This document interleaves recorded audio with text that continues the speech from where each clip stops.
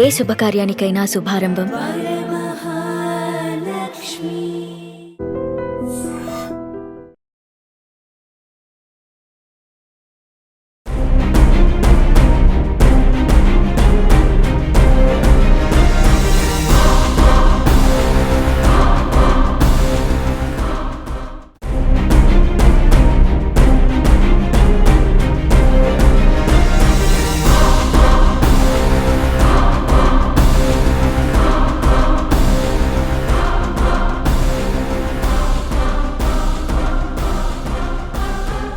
Welcome to I dream. Maoist పార్టీకి ఊహించిన దెబ్బ అని చెప్పుకోవచ్చు. ఎందుకంటే 6 రాష్ట్రాల పోలీసులు most wanted Maoist party central committee member Hidma ఈరోజు ఎన్కౌంటర్లో చనిపోయారు. ఇప్పుడు మనం చూస్తున్నాం ఎన్కౌంటర్ జరిగిన ప్రాంతం మారేడుమిల్లి నుంచి ఇక్కడ కుట్రవాడ నెల్లూరు అనే ప్రాంతం దగ్గర జరిగినట్టు తెలుస్తుంది. ఇక్కడ ఎలా అంటే బస్తరు జిల్లాలో ఉన్న హిడ్మా ఇక్కడికి ఎందుకు వచ్చారు? ఈ మారేడుమిల్లి ప్రాంతానికి దాదాపు 350 కిలోమీటర్ల దూరం నడుచుకొని ఈ ప్రాంతానికి ఎందుకు వచ్చారు? ఈ ప్రాంతంలో ఆల్రెడీ గాజల రవి ఇక్కడ ఎన్కౌంటర్ జరిగిన ప్రాంతం జరిగింది, ఇదే ప్రాంతంలో జరిగింది. ఇక్కడికి ఎందుకు రావాల్సి వచ్చింది అంటే ఆంధ్రప్రదేశ్లో పార్టీని విస్తరించడానిక, లేదు ఇక్కడ షెల్టర్ తీసుకోవడానిక అనే అంశం మనం ఒకసారి చర్చించే ముందు హిడ్మా గురించి తీసుకుందాం. హిడ్మా దాదాపు చిన్నప్పటి నుంచే మావోయిస్టు పార్టీలోకి వెళ్ళిపోయారు.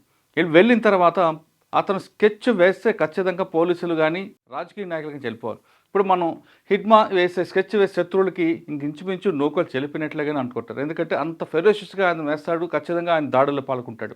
దాదాపు 26 దాడుల్లో హిడ్మా కీలక నిందితుడిగా ఉన్నారు. ఒక్కొక్కటి మనం చూసుకుంటే 2007లో సుక్మా జిల్లాలో జరిగిన ఎన్కౌంటర్లో సిఆర్పిఎఫ్ జవాన్ మీద దాడి చేసి అతను హతమార్చాడు. అదొక్కటే కాకుండా 2010లో తడ్మెట్ల మెరుపు దాడిలో దాదాపు 76 మంది జవాన్లు చనిపోయారు. ఇంకా మూడో తీసుకుంటే 2013లో జీరాం ఘాటి వద్ద కాంగ్రెస్ నేతలను ఊచకోత కోసిందో హిడ్మా కీలక పాత్ర. ఇంకా అంతేకాకుండా 2017లో తీసుకుంటే సుక్మా జిల్లాలో 27 మంది సిఆర్పి జవాన్లని అతను హతమార్చాడు.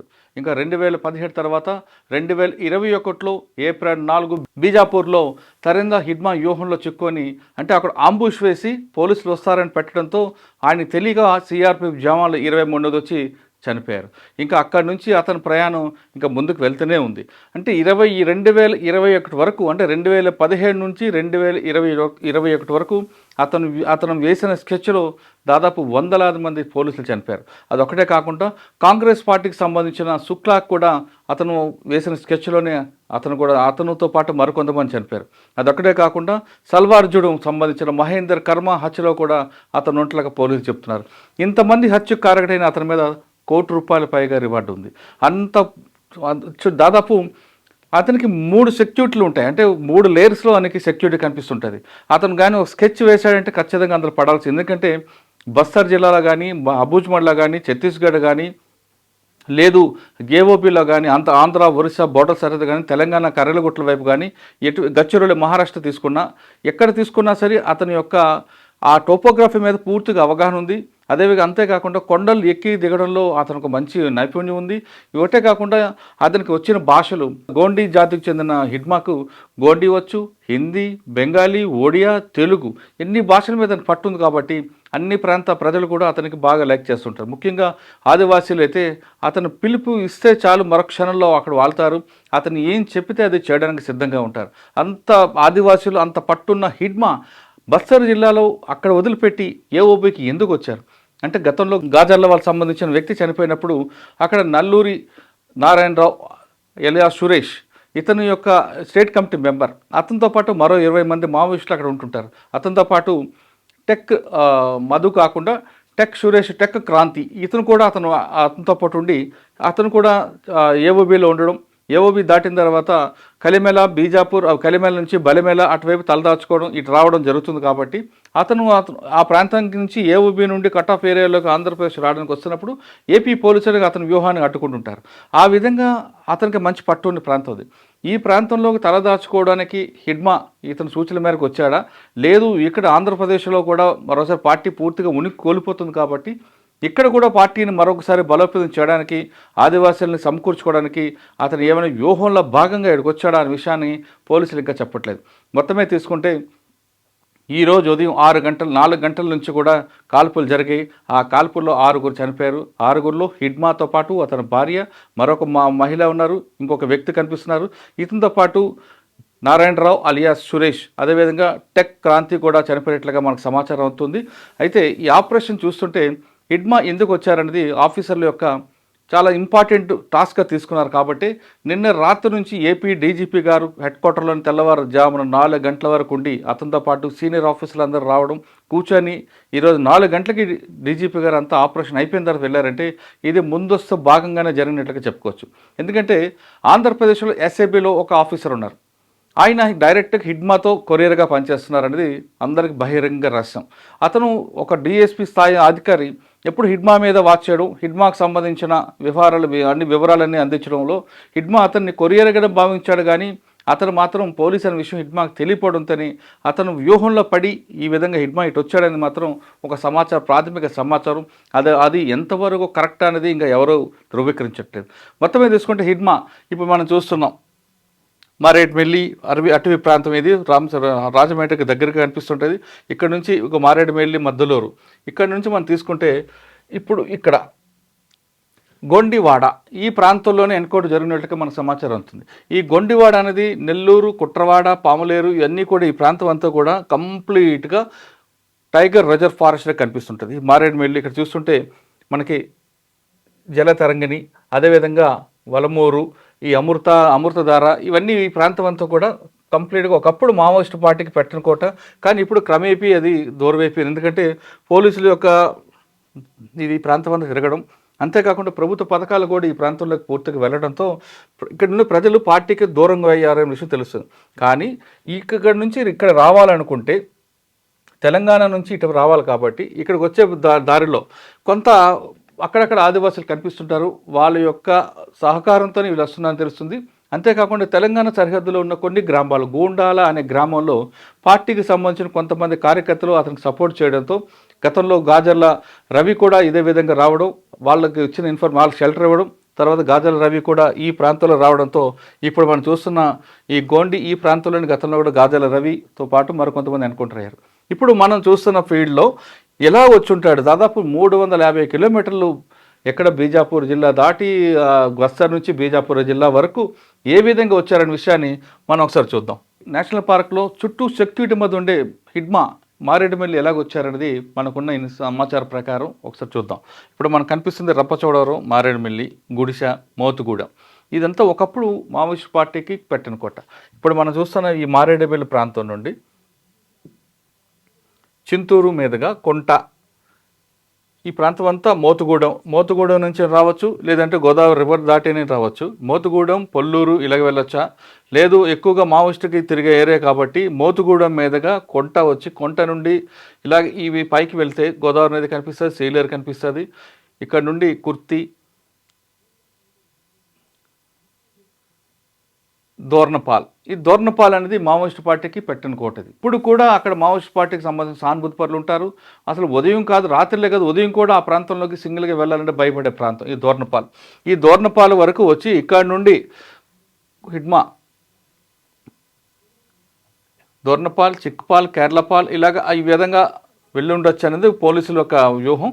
పోలీసులు అనుమానిస్తున్నారు. ఇంకా మనం తీసుకుంటే చుట్టూ బందోబస్తు మధ్య ఇప్పుడు చూస్తున్న ఇంద్రావతి నేషనల్ పార్క్లోనే ఎక్కువగా మావోయిస్ట్ పార్టీకి సంబంధించిన వాళ్ళు అంటే సీనియర్ క్యాడర్లు అందరూ ఇక్కడ ఉంటారు తెలుస్తుంది. ఎందుకంటే నేషనల్ పార్క్లో గుహలు ఎక్కువ ఉంటాయి కాబట్టి ఈ ప్రాంతంలోనే సేఫ్ అని ఇప్పుడు ఉన్న యూజీలో ఉన్న మావోయిస్టులను భావిస్తుంటారు. అందులో భాగంగానే హిడ్మా కూడా ఈ ప్రాంతంలో తలదాచుకొని ఇప్పుడు ఇక్కడ నుండి దాదాపు 350 కిలోమీటర్లు అంటే మనకి దంతెవాడ ఈ ప్రాంతం దాటుకొని అలాగే ఆంధ్రప్రదేశ్లోకి ఎంటర్ అయినట్లుగా మన సమాచారం అందుతుంది.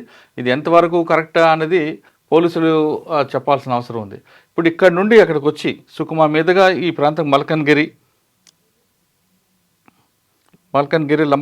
లంబసింగి ఆ విధంగా ఇక్కడ మనకి ఆ రూట్లో మారేడుమిల్లి వరకు రావడం, ఈ ప్రాంతంలో ఎన్కౌంటర్లో చనిపోయినట్లుగా సమాచారం అవుతుంది. అయితే ఈ ప్రాంతానికి వచ్చి ఎందుకు వచ్చారనే విషయాన్ని మాత్రం ఇంకా ఇన్ఫర్మేషన్ రావాల్సి ఉంది. ఎన్కౌంటర్ జరిగి ఆగిపోయినా ఇంకా కోంబింగ్ అయితే నడుస్తుంది. ఎందుకంటే ఆయన హిడ్మాతో పాటు దాదాపు 30 మంది వరకు ఇంకా చుట్టూ సెక్యూరిటీలు వస్తారు కాబట్టి అంటే 3 లేయర్స్ దాటి 3 విభాగాలు దాటి హిడ్మాన్ కొట్టారంటే వీళ్ళందరూ పారిపోయి ఉండొచ్చు, లేదా వీళ్ళందరినీ ట్రాప్ చేసి అరెస్ట్ చేయడానికి తీసుకొచ్చి హిడ్మాన్ మాత్రం ఎన్కౌంటర్ చేశారన్నది ఇంకా మనకు సమాచారం రావాల్సి ఉంది. మొత్తమే తీసుకుంటే మావోయిస్ట్ పార్టీకి ఊహించిన దెబ్బ అని చెప్పచ్చు. ఎందుకంటే సెంట్రల్ కమిటీ సంబంధించిన అందరూ కూడా ఒకవైపు లొంగిపోవడం, మరోవైపు అరెస్ట్ అవ్వడం, లేదా ఎన్కౌంటర్లో చనిపోతున్నారు. కాబట్టి ఇక పార్టీకి ఊహించలేని దెబ్బ కనిపిస్తుంది. ముఖ్యంగా ఎక్కడైతే పార్టీకి బలం ఉందో ఛత్తీస్గఢ్, మహారాష్ట్ర, గోండి ఆ ప్రాంతంలో, ఆ ప్రాంతానికి సంబంధించిన వ్యక్తే ఇక్కడ ఎన్కౌంటర్ చనిపోవడంతో ఆ ప్రాంతంలో వాళ్ళందరూ కూడా పార్టీ వైపు వస్తారా లేదా అనేది మాత్రం ఇంకా ఆలోచించాల్సిన అవసరం ఉంది. మొత్తం మీద తీసుకుంటే ఈ ప్రాంతంలో ఈ విధంగా జరుగుతుంటే ఇప్పటికీ కొంతమంది అరెస్ట్ చేశారు. ఈ క్రమంలో ఇది జరుగుతున్న క్రమంలోనే విజయవాడ దగ్గర కానూరు ఆ ప్రాంతంలో కొంతమంది మావోయిస్టు పార్టీ సానుభూతి పరులు ఉన్నారంటూ పోలీసుకి ఇన్ఫర్మేషన్ రావడంతో అక్కడ కూడా దాడులు చేయడం, ఒక దాదాపు 10 నుంచి 15 మంది వరకు కూడా అదుపులో తీసుకొని విచారిస్తున్నట్టుగా సమాచారం అవుతుంది. ఎప్పుడైతే మావోయిస్టు పార్టీకి సంబంధించిన ఎవరైతే అరెస్ట్ చేశారో వాళ్ళందరినీ కూడా వెంటనే విడుదల చేయాలంటూ లేదా కోర్టులో హాజరుపరచాలని పౌర హక్కుల నేత గడ్డం లక్ష్మణ్తో పాటు మరికొంతమంది డిమాండ్ చేస్తున్నారు. ఏదేమైనా సరే ఇది బూటకు వెనుకుంటారా లేదా అనేది సిట్టింగ్ జడ్జితో కానీ రిటైర్డ్ జడ్జితో కానీ విచారణ జరిపితే అసలు విషయాలు బయటకు వస్తాయి. సుప్రీంకోర్టు గైడ్లైన్స్ ప్రకారమే పోస్ట్ మార్టం జరిగిన తర్వాత బాడీని ఇచ్చే అవకాశం కనిపిస్తుంది. అంటే పార్టీని మార్చి 31 తారీఖు సరికి క్లోజ్ చేయాలని ఈ సెంట్రల్ గవర్నమెంట్ ఆదేశాల అనుగుణంగా కేవలం ఎన్కౌంటర్లే కాకుండా పోలీసులు, గవర్నమెంట్ అంటే 6 రాష్ట్రాల గవర్నమెంట్లు కూడా రకరకాల పద్ధతుల్లో పార్టీని తగ్గించుకోవడానికి, పార్టీ ప్రాబల్యం తగ్గడానికి ప్రయత్నిస్తున్నట్లుగానే మనకు సమాచారం అవుతుంది. కొద్ది రోజుల క్రితమే ఛత్తీస్గఢ్ హోమ్ మినిస్టర్ గారు కూడా హిడ్మా గ్రామం ఎక్కడైతే ఛత్తీస్గఢ్లో పువ్వర్తి గ్రామం ఉందో ఆ గ్రామంకి వెళ్ళడం, హిడ్మా తల్లికి కాలుకి దండం పెట్టి బట్టలు పెట్టి తల్లి ద్వారా కూడా బయటికి రమ్మని ఆయన ఒక విజ్ఞప్తి చేశారు. తల్లి కూడా అలాగే చెప్పారు. కానీ అది హిడ్మా వరకు మెసేజ్ వచ్చిందా లేదా అనే సమాచారం లేదు. కానీ ఈలోగా హిడ్మా ఎన్కౌంటర్ అయిపోయారు.